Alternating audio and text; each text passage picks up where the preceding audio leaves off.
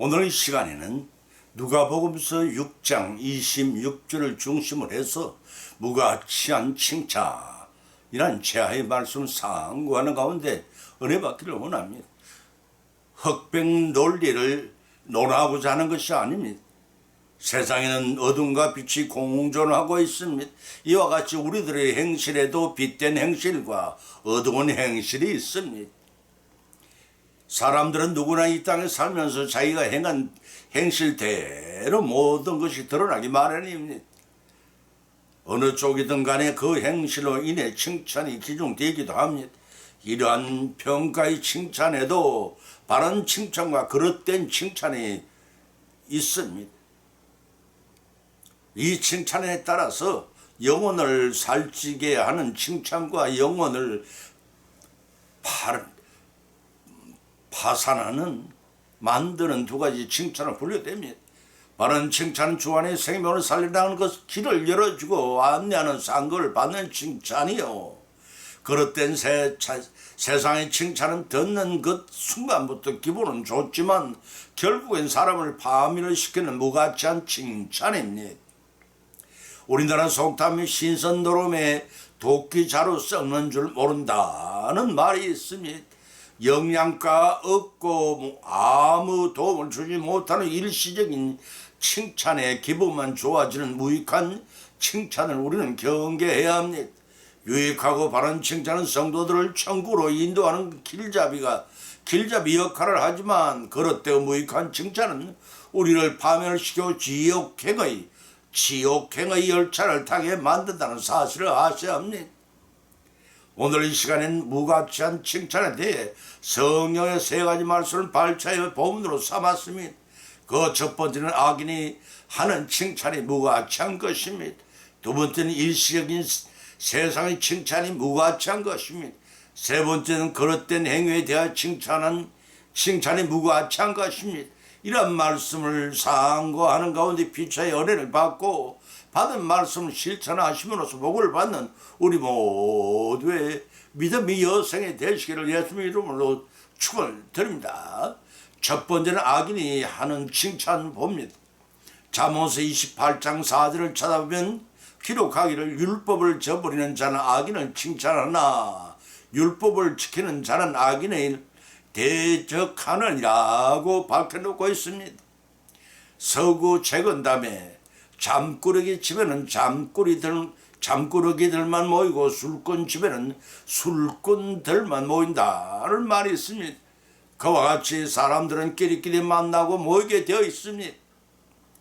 정치적으로 자기 대선 주자의 집에는 그를 지지하고 줄을 잘 서서 입신 출세하려는 자들이 모여 성리를 모의하고 현 집권자 주변은 재집권을 위해 책략을 꾸미고 덕을 보려는 무리가 모입니다. 국가의 백년대계나 국민들의 안위와 유익을 위해서라기보다 표면적으로는 당력을 내세우나 실인적 자기의 유익을 위해서 이합집산을 곧잘 합니다. 그러나 종교를 택일하여 믿는 사람들은 비교적 지조를 지켜 부처를 믿는 불신도는 절에 다니는 신앙심에 충실을 하고 예수님 믿는 사람들은 교회로 모여 예배를 드린 일에 마음과 뜻과 정성을 다합니다. 그런데 이들 중에는 종교를 빙자하여 자기의 권익을 챙기려는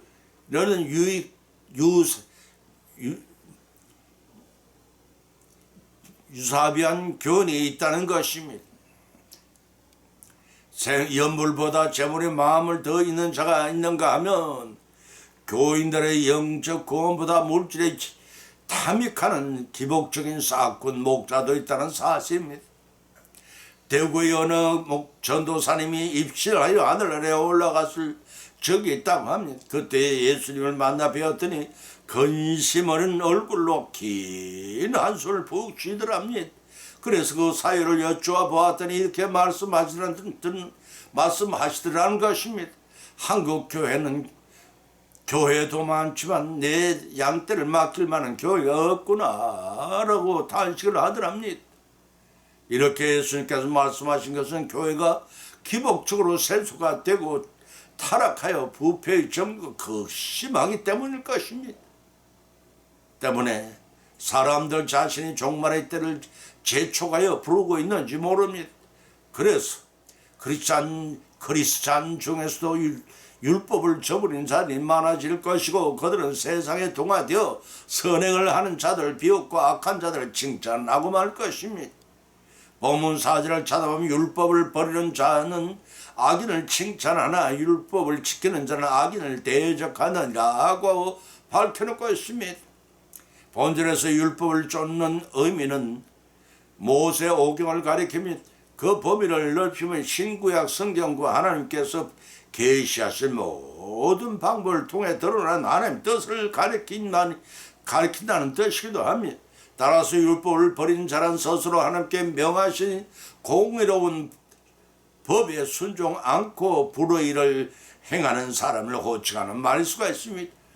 이러한 사람은 자신의 행위를 정당화시켜 지키기 위해 자기의 똑같이 행하는 악인의 행위를 칭찬합니다. 심지어는 그 악행하는 자를 옹호하게 됩니다. 그러나 율법은 하나님의 법으로 인정하며 신실하게 지키는 의인은 공의와 경건을 수호하기 위해 악에 대하여 단호하게 대처를 합니다. 동시에 악인을 용납하지 않음으로써 하나님의 의를 바로 세우고자 합니다. 이렇듯 악인과 의인이 서로 친구가 될 수 없는 까닭도 바로 여기에 있는 것입니다. 무리의 기름을 떨어뜨려 보면 물에 섞이지 않고 기름은 기름끼리 합쳐지는 현상을 보게 됩니다. 이와 같이 율법을 지키지 않고 하나님을 떠난 자는 자신의 모든 행위를 정당화시키기 위해 악행하는 자마다 칭찬해서 그들 속에 동화시켜 합법화를 위장시키려 합니다. 우가찬 칭찬이란 바로 이와 같은 악행을 저지른 악인을 칭찬하는 자를 가리킵니다. 한마디의 거짓말을 진실인 양 위장하기 위해 10마디 거짓말을 하게 됩니다. 그로 인해서 스스로 타락의 수렁에 빠져들지 말고 늘 깨어 기도하는 가운데 말씀을 순종하여 무가치한 악행을 칭찬하는 자가 되지 말고 선행을 베풀어 칭찬과 상고를 풍성히 받으신 저와 여러분의 믿음의 여성이 되시기를 예수님 이름으로 축원을 드립니다. 두 번째는 일시적인 세상의 칭찬이 가는 것입니다. 누가복음 6장 26절을 찾아보면 모든 사람이 너희를 칭찬하면 화가 있도다. 저희 조상들이 거짓 선지자에게 이와 같이 하였느니라고 하셨습니다. 예수님 말씀에는 산상수원과 평지수원으로 구분되어 있습니다. 산상수원은 주로 산 위에서 강론하신 말씀이고, 평지수원은 들과 같은 평지에 주로 하신 말씀을 가리킵니다. 본문 26절에서 말씀은 평지수원입니다. 여기서 수원이란 들이 올 수, 가르칠 훈, 생명의 교리를 말합니다. 예수님께서는 두 종류의 사람들이 있다고 하지 않습니까?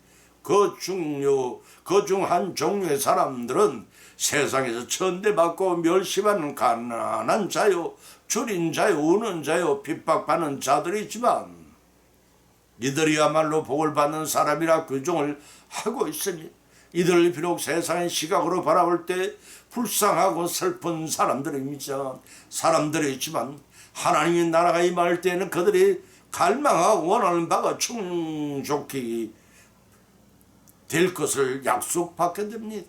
바로 그들이 외형적으로 불쌍하고 슬픈 자로 보일지 몰라도 이들은 자신의 영혼이 가난함을 느낀 겸손한 자들입니다. 하나님 말씀에 갈급함을 느낀 자들입니다.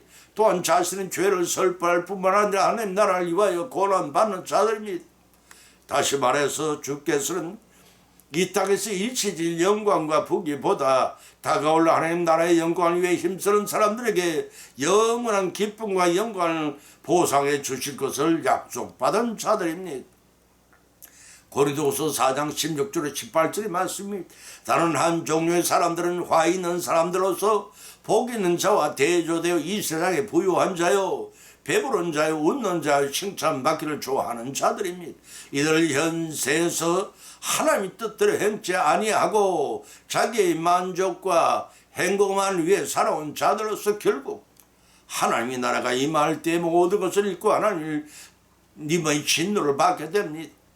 이렇게 주님의 가치 기준은 이 세상 사람들과는 극명하게 다릅니다. 이 세상을 자신의 영원한 천국으로 삼는 우리 이러한 자들은 필연코 영원한 멸망의 심판이 임하게 될 것입니다. 바로 이러한 삶을 사는 자들이야말로 일시적인 세상의 칭찬을 받기를 좋아하는 자들이 할 것입니다. 그렇다면 성도들이 받아야 할 칭찬은 무엇인가 하는 것입니다. 세 가지로 대별할 수가 있습니다. 그것은 첫째는 하나님을 섬기는 믿음에 대해 칭찬을 받는 삶을 살라는 것입니다.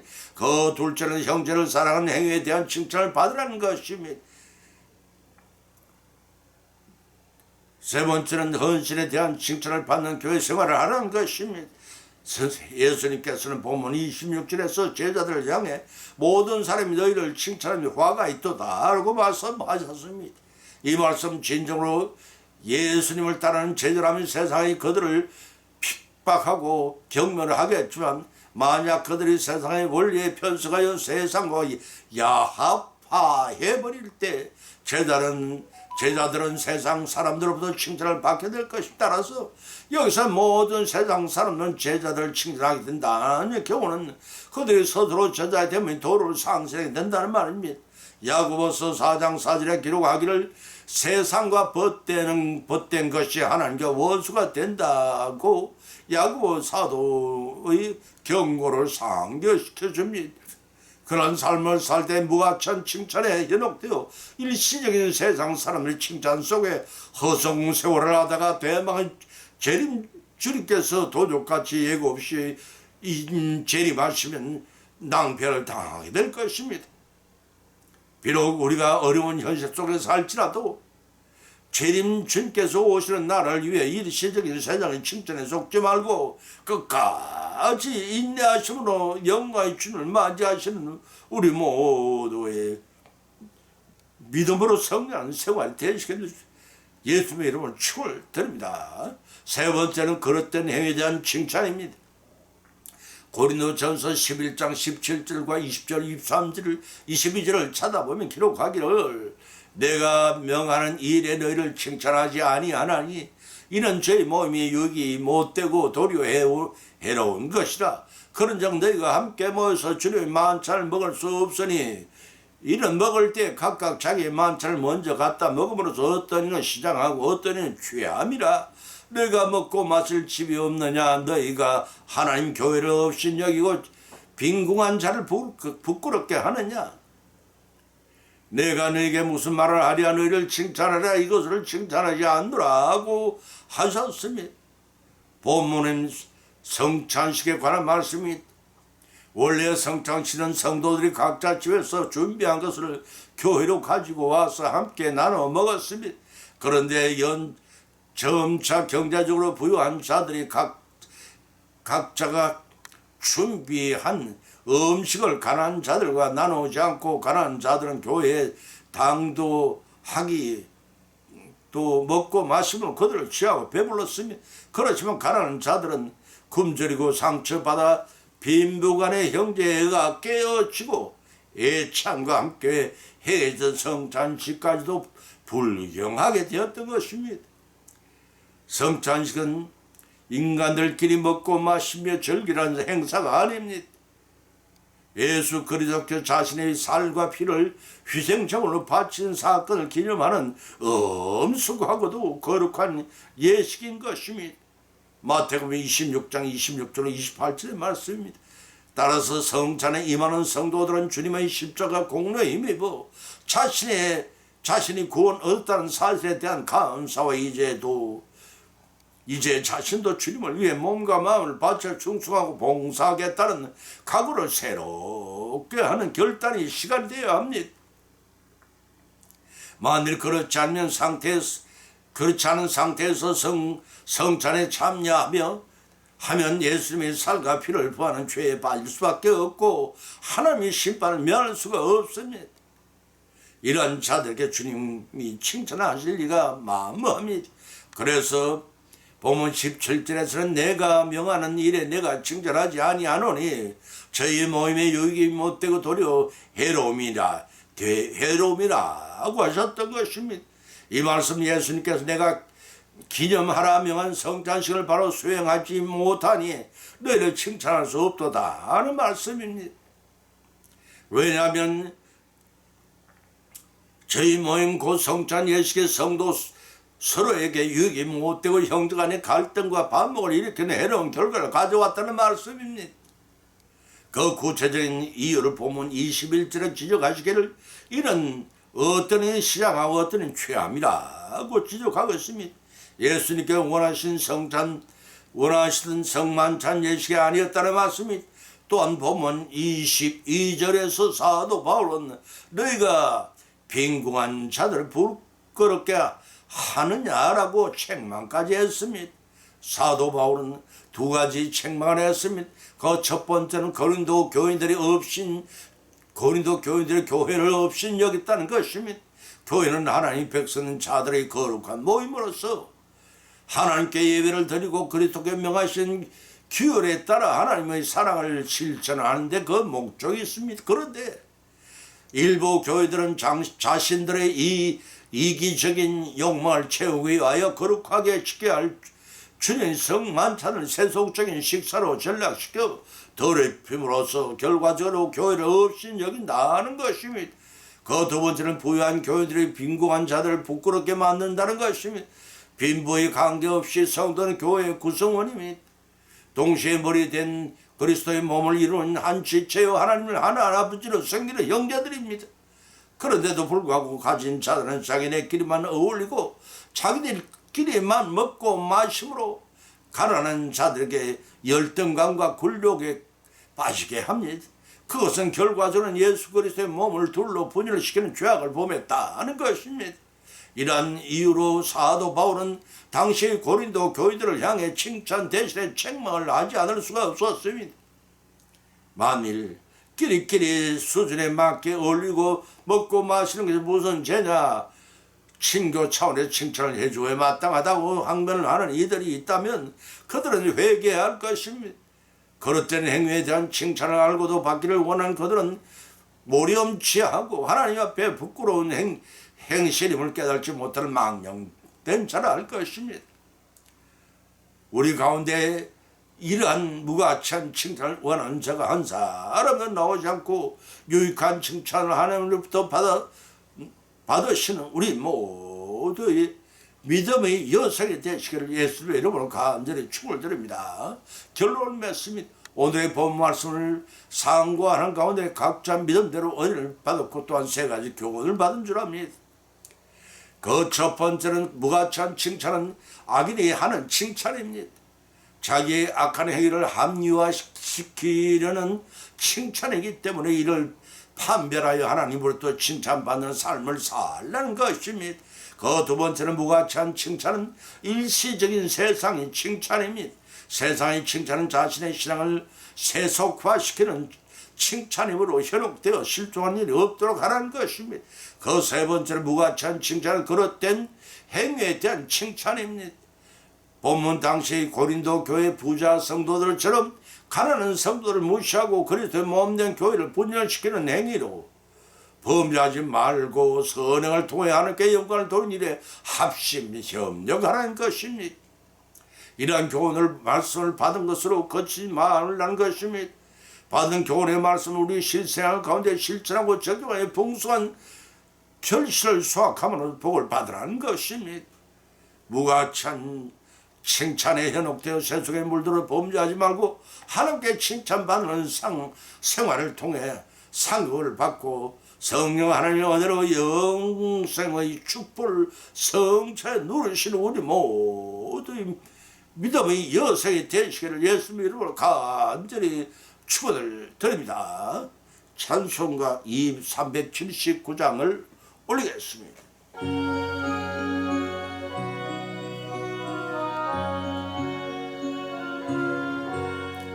내 갈 길 멀고 밤은 깊은데 빛 대신 주님 저 본향집을 향해 가는 길 비추소서. 내 가는 길 다 걸음씩 널 인도하소서. 이전에 방탕하게 지날 때 교만하여 맘대로 고집하던 이 죄인 사소서. 내 지은 죄 다 기억마시고 주님 뜻대로 널 주장하소서.